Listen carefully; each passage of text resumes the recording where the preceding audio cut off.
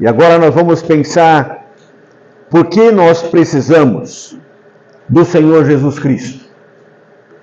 Por que nós precisamos do Senhor Jesus Cristo? Nós já temos mencionado alguns versículos, temos nos referido ao ser humano, principalmente no capítulo 3 de Romanos, e nós vimos ali que o homem, aos seus próprios olhos, ele acha ser alguma coisa. Mas no capítulo 3 de Romanos, nós temos ali o que Deus pensa. Obrigado, irmão. É o raio-x do ser humano. Não há um justo, não há um sequer, não há quem busque a Deus. Todos se extraviaram e se fizeram inúteis. E ali nós temos uma lista de coisas tão degradantes quanto o ser humano. Nós já falamos da dívida contraída lá no Éden. Uma dívida impossível de ser paga. Sem derramamento não há remissão de pecados. Se o homem pudesse pensar em dar a sua vida, essa vida não resgataria a ele próprio, porque ele tem a sua dívida própria. Ele precisava de alguém que não tivesse uma dívida, alguém que não tivesse um pecado, alguém que pudesse ser um substituto. A gente tem esse princípio de substituição lá em Gênesis capítulo 3 e versículo 5.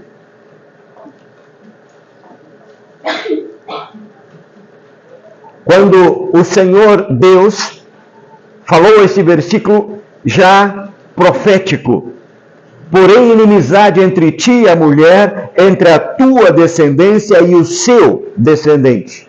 Singular, masculino.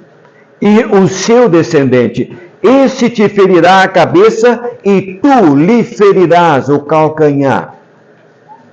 Apontando para a pessoa bendita do Senhor Jesus Cristo. O bendito Filho de Deus. Aquele que nós já pensamos que desde o capítulo 1 de Gênesis, lá está Ele. Ele é eterno. Ele é soberano. Ele é onipotente. Ele é onisciente. Ele é onipresente. Ele é Deus.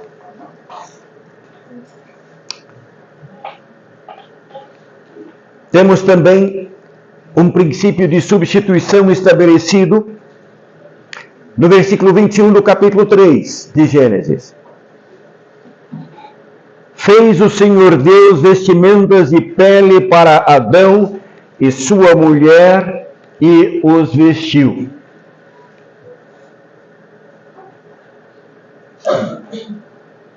Eu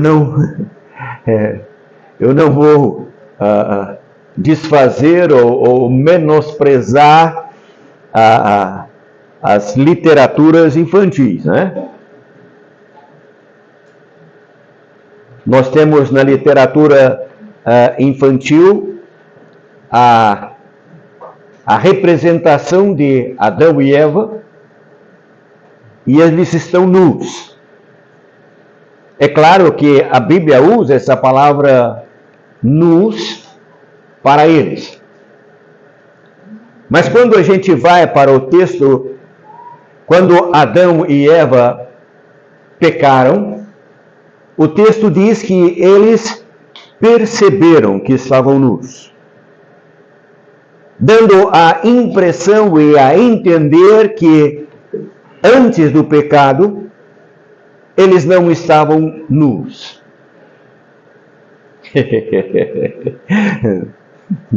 Hein, Rosânia? E agora? Bom, mas a gente quando vai para Moisés no Monte Sinai, é claro, ele já está, o pecado já havia entrado no mundo. Moisés está há 40 dias e 40 noites no Monte Sinai. E quando ele desce do monte, diz a Bíblia que o seu rosto brilhava com uma intensidade que, para falar com o povo de Israel, ele teve que cobrir o seu rosto.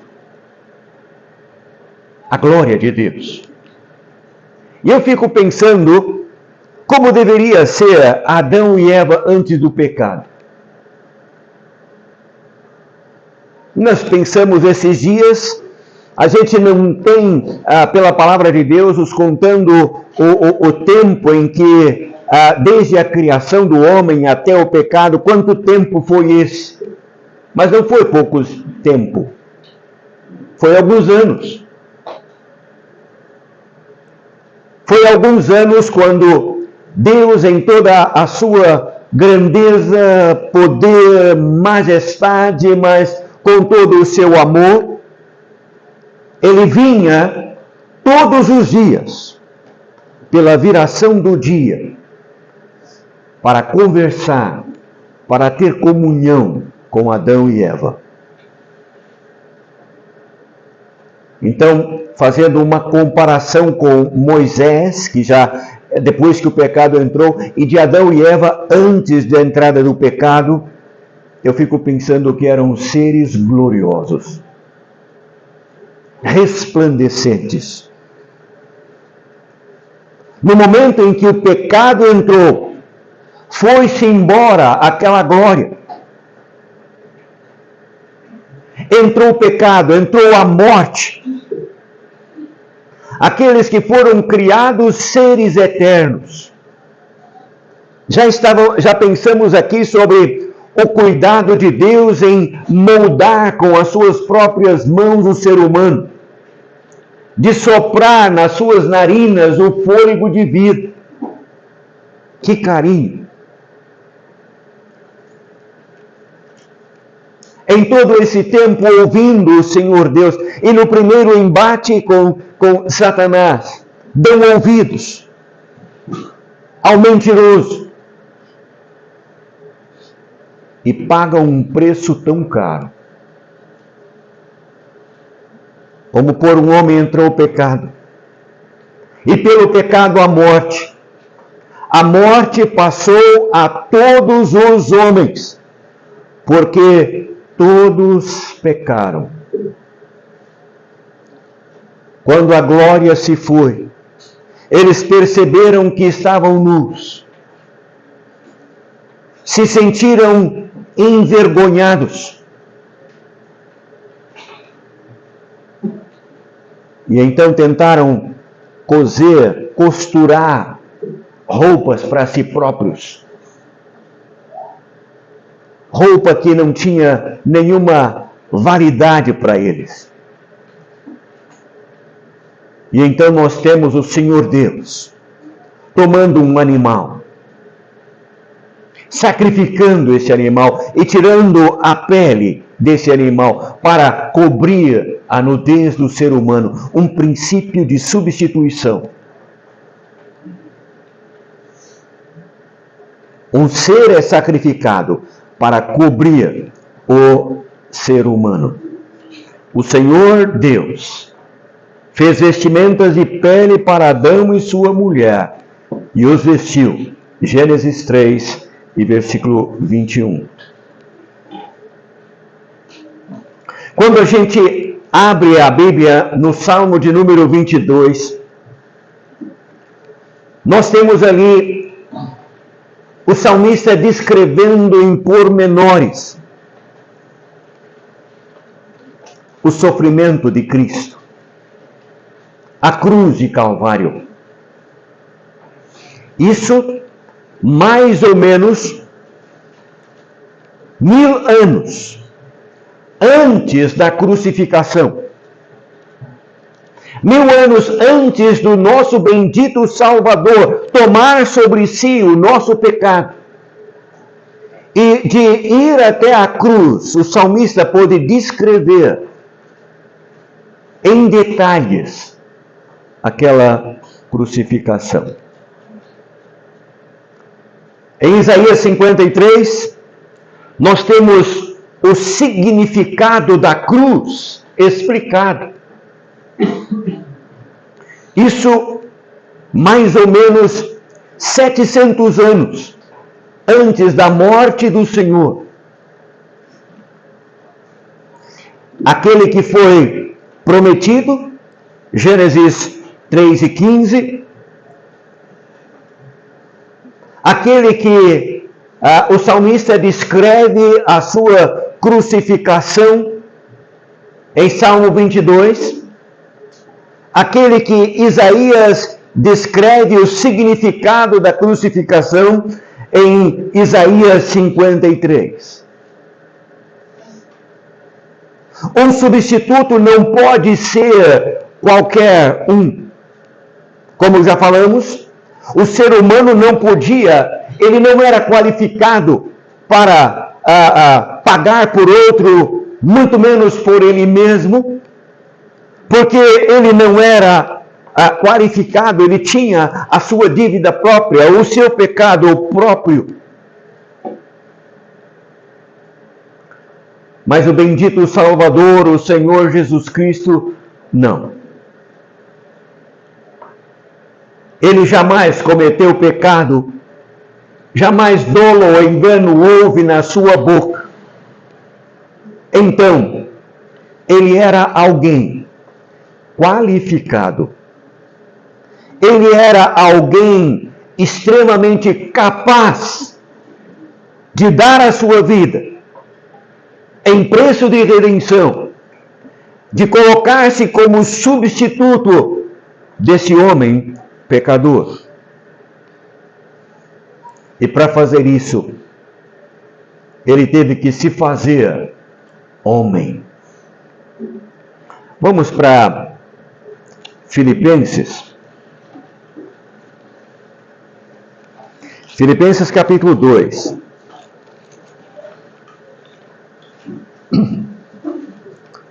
Versículo 6. Filipenses 2 e 6.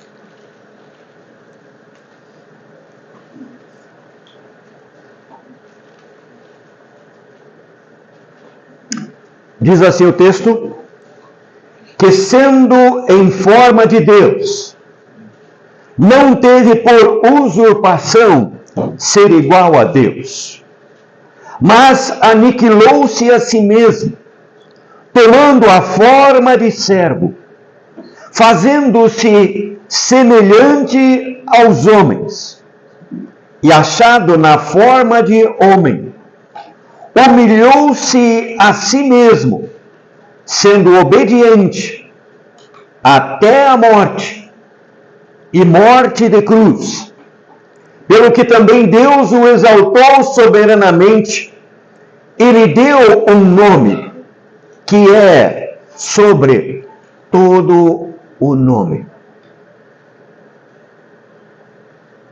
para ser um substituto. Ele deixou os céus de glória. Ele se fez homem. Paulo, falando do nosso corpo, ele chama esse corpo de um corpo de humilhação. É claro que o corpo do Senhor Jesus é um corpo especial para ele, não tem o contato do homem, é o Espírito que gerou em Maria, o Espírito que veio sobre ela. Mas o Deus eterno se dignou tomar um corpo humano, tal qual o meu e o seu. Filipenses diz que ele foi reconhecido em forma humana. Sim, verdadeiramente homem, verdadeiramente Deus. Ali está o Deus eterno, humano, também divino. Ele é o Deus conosco, o Deus infinito, capaz de morrer por um número infinito, pagar o preço de pecado. Há suficiência na obra redentora de Cristo para todo aquele pecador que, reconhecendo o seu estado de miséria e pecado, crer nele como Salvador, confiando na sua obra. Há suficiência para salvar. Ele é a vítima perfeita. Como já falamos, inocente. Não tinha dívida própria. Ele é perfeito. Sem mancha. Santo. Santíssimo. Sabe, só alguém com essas características poderia ser aceito por Deus como um substituto desse ser humano rebelde, caído, morto nos seus delitos e pecados. João 3,16 nos conta que ele foi enviado por Deus. Deus amou o mundo de tal maneira que deu o seu Filho unigênito, para que todo aquele que nele crê não pereça, mas tenha a vida eterna. Enviado por Deus. Ele também foi aprovado por Deus. Mateus capítulo 3, versículo 17. Mateus capítulo 3 e 17. Eis que uma voz do céu dizia: Este é o meu Filho amado, em quem me comprazo. Aprovado por Deus.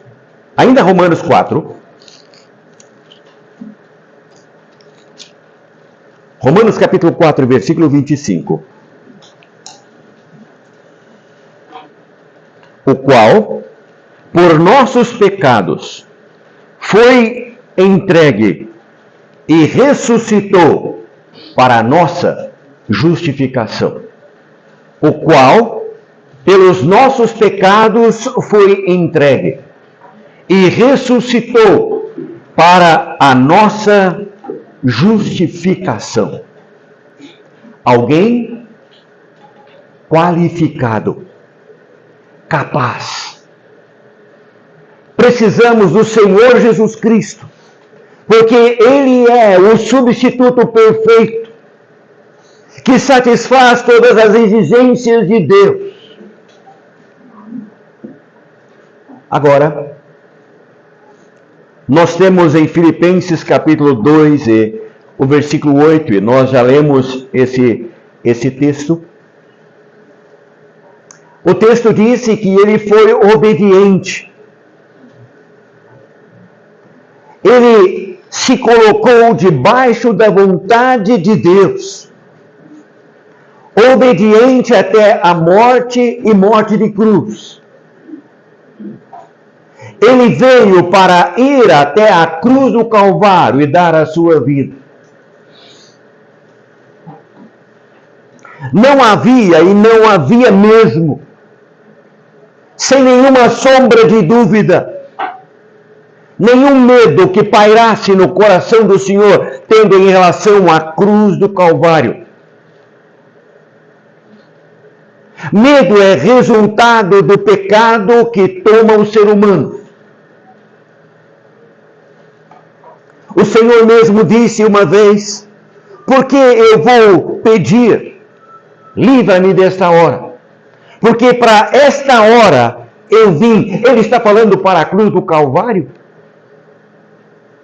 Ele vai até ali inteiramente submisso. O que está governando a sua vontade, o seu coração, é a sua submissão ao seu Pai. Em Hebreus capítulo 10, versículos 5 a 7, nós temos esse texto. Eis aqui estou para fazer, ó Deus, a tua vontade.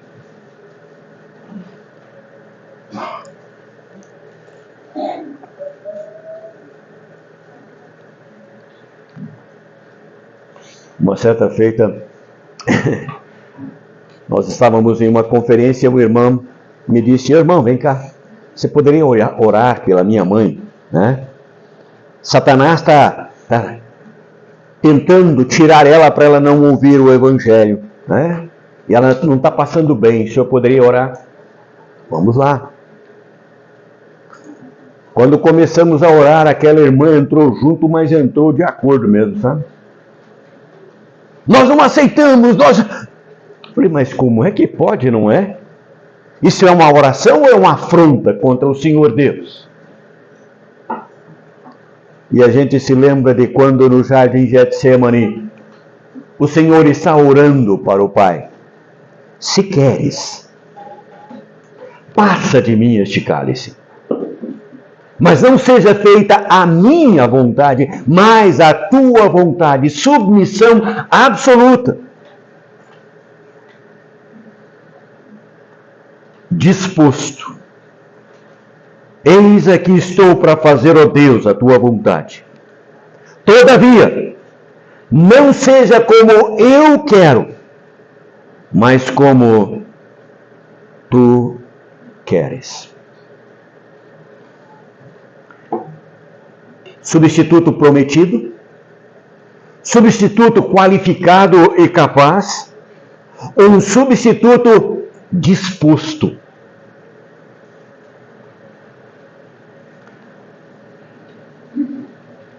Ele não deu nenhum trabalho para que aqueles soldados pudessem colocá-lo na cruz. Eu penso naqueles outros dois ladrões, não outros dois fazendo referência ao Senhor, mas outros dois que foram crucificados, porque os próprios malfeitores deram testemunho do Senhor. Nós estamos aqui porque os nossos atos nos trouxeram aqui. Mas este, falando do Senhor Jesus, nenhum mal fez. Mas eu creio que para colocar aqueles dois homens já naquela cruz, isso deve ter dado trabalho. Teve que juntar alguns soldados para segurá-los. Não é algo normal e nem fácil. Mas com o Senhor Jesus não. Ali estava um cordeiro, um substituto, totalmente submisso, pronto para fazer a vontade do Senhor, disposto.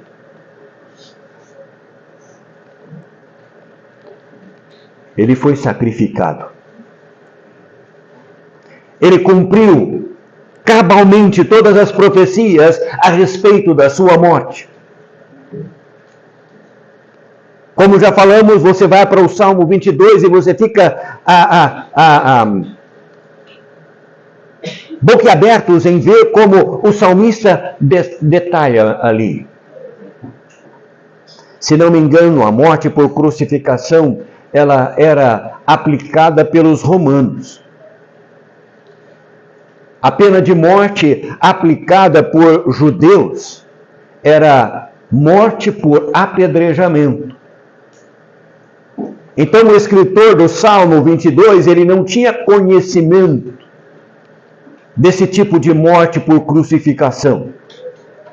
E quando você lê o texto, você fica admirado. Isaías, quando ele conta do significado da cruz, ele não conhecia também a morte por crucificação. Sabe, ele derramou o precioso sangue. Sem derramamento de sangue, não há remissão de pecados. Nós temos o sangue sendo vertido quando as suas costas foram dilaceradas, trilhadas como um arado rasgando a terra. E aqueles chicotes puderam rasgar a sua carne, sangue vertido. Quando a coroa de espinhos é colocada em sua cabeça, não suavemente, mas com toda a violência, quando um caniço é usado para bater em cima, sangue sendo vertido. Quando os cravos são pregados nos seus pés e mãos, sangue é derramado. Quando o soldado chega e eles quebram a perna ao primeiro crucificado, ao segundo, e vão para fazer o mesmo com o da cruz central. Quando se percebe que ele já havia entregado o seu espírito porque a obra estava completa. Uma morte por crucificação poderia levar dias.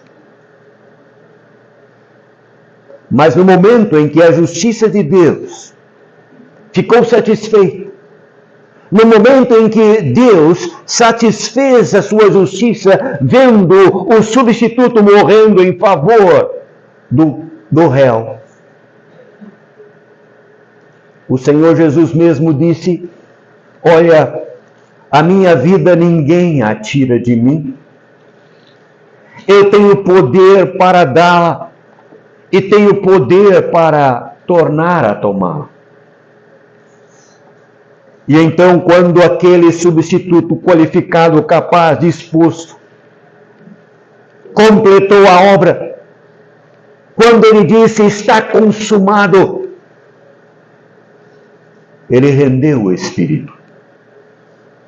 Mas quando o soldado chega, parece que ele não fica satisfeito com isso. E ele toma a sua lança. Ele perfura o lado do Senhor Jesus. E dali saiu sangue e água. João 19, versículo 34. Ele carregou em seu corpo os nossos pecados. Você poderia entender o que é isso?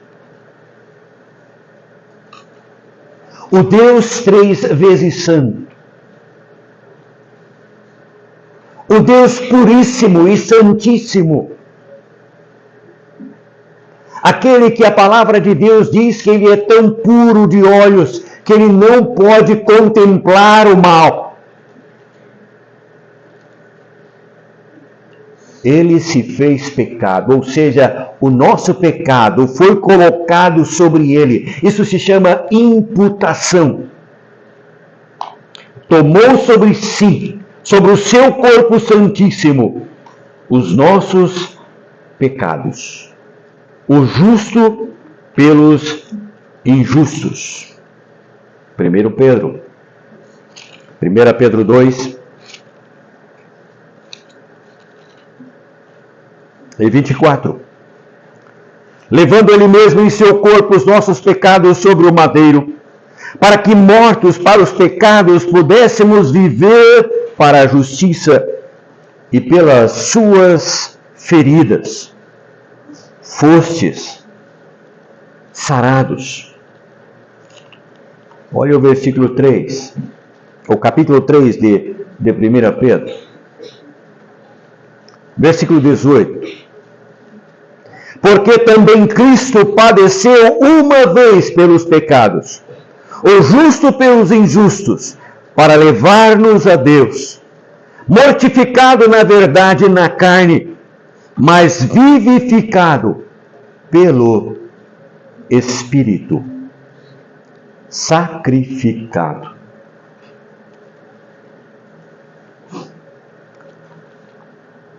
Se você puder dar uma olhada em Isaías 53.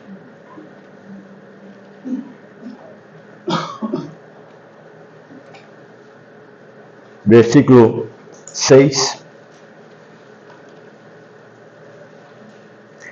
Todos nós andamos desgarrados como ovelhas. Cada um se desviou pelo seu caminho, mas o Senhor fez cair sobre ele a iniquidade de nós todos.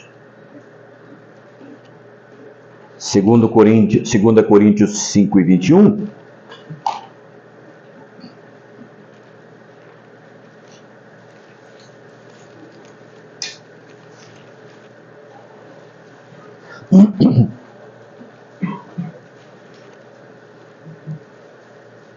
Aquele que não conheceu pecado, o fez pecado por nós, para que nele fôssemos feitos justiça de Deus. Ele foi sacrificado. A justiça de Deus foi satisfeita plenamente, completamente. E a ressurreição é a prova de que Deus está contente, satisfeito. Quando nós olhamos para Lucas 24, versículo 5, diz assim: Ele não está aqui, mas ressuscitou. A minha vida, ninguém a tira de mim. Eu tenho poder para dar a minha vida. E tenho poder para tomá-la novamente. Jesus, nosso Senhor, o qual foi entregue por causa das nossas transgressões e ressuscitou para a nossa justificação. Por que precisamos do Senhor Jesus? Ele é o nosso substituto. Ele é aquele que tomou o meu lugar e o seu lugar naquela cruz do Calvário. Mas esta obra só vai ter efeito nas nossas vidas no momento em que reconhecermos o pecado e confessarmos diante dele. A graça de Deus não pode alcançar alguém que não reconhece estado de perdição. Por isso, meu querido, minha querida que está aqui esta noite, se você não é um salvo ainda, é momento para isso. Acabamos de olhar para o Salvador bendito, para o Deus eterno que deixou os céus de glória, que veio até aqui, que viveu uma vida íntegra, santa, sem pecado algum, o Deus eterno, o homem eterno, e que se fez pecado, ressuscitou e está assentado à destra de Deus, coroado de honra e de glória. É aquele que esta noite te oferece perdão pleno e gratuito. E para isso basta reconhecer. Senhor, a palavra que o Senhor disse aqui é a mais pura verdade. Não há nada em mim que tenha merecimento algum de coisa alguma. Mas eu creio no Teu Filho amado como meu Salvador e na obra feita uma vez para todo sempre. Amém.